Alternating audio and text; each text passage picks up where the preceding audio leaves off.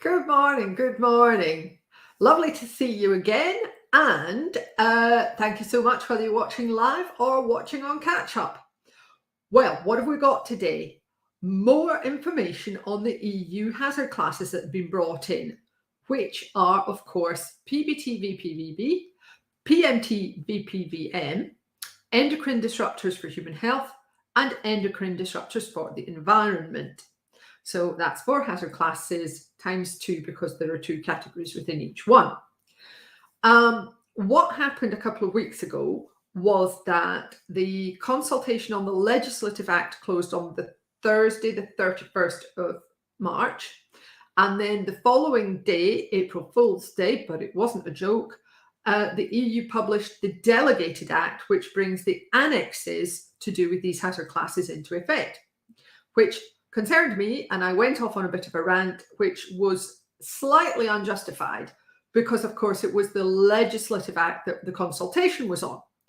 However, it has since come to light that on Monday, the 4th of April, the EC then passed the Legislative Act that we've been commenting on in the proposals straight across to the European Parliament for a vote without any of the amendments that had been proposed. And there were tens of comments on this. This wasn't something that nobody could be bothered about. There were a lot of really detailed comments saying, whoa, what about things like the font size on labels? What about digital labeling? Some of these ideas are not good. So luckily, what happened is that the ENVI committee at Europarliament is the main committee dealing with this. They scrutinise it before it goes forward for the vote. They have knocked this back to the EC with a whole load of things saying, we disagree with this, we disagree with that. From our point of view in the chemical industry, the important thing is they have proposed smaller minimum sizes for the label. You can find out all this through a link I'm going to show you because the workings of the committee have actually been published, and this is their draft report saying we disagree with this and this is why. So basically it's been bounced back to the European Commission. There may be a bit of horse trading, or there may be they may just roll over and die, go, yeah, we agree with all your amendments. We don't know yet. At this point, I'd like very much to thank Michelle Clements from Christians in Bradford, who spotted that this document had been published.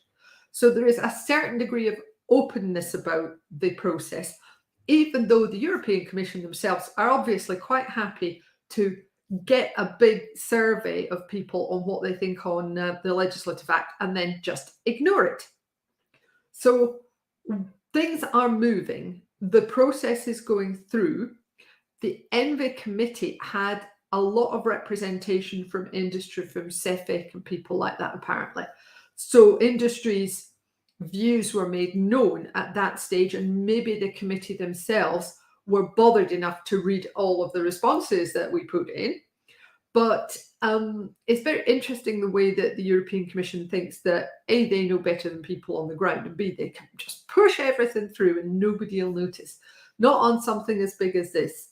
No, it's too important. Chemical labeling is the primary means of communication of hazardous information or information about the hazards of those substances.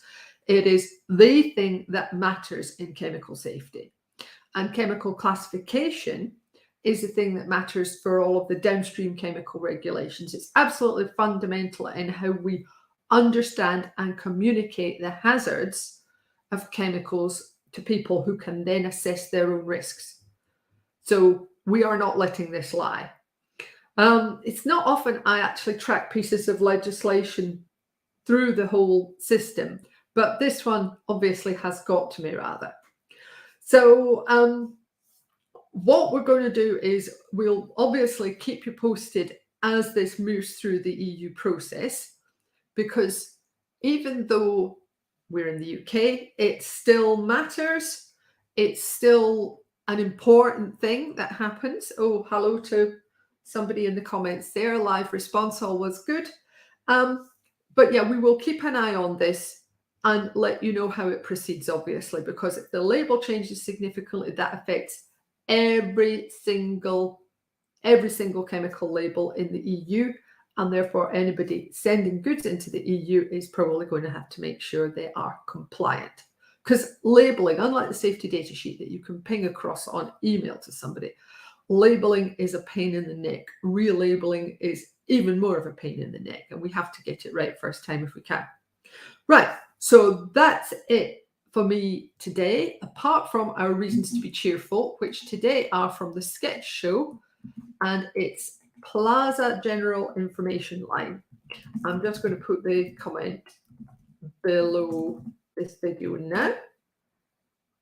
There we go. And just before I go, if you are interested in what we discuss in these little videos, don't forget you can sign up for the full weekly email newsletter, Chemicals Coffee Time. And I'm just going to put a link in the comments as well if you'd like to sign up there. That will give you access to our email archive as well as the Friday morning emails.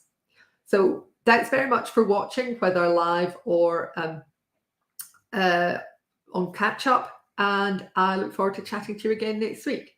Take care of yourselves. Bye.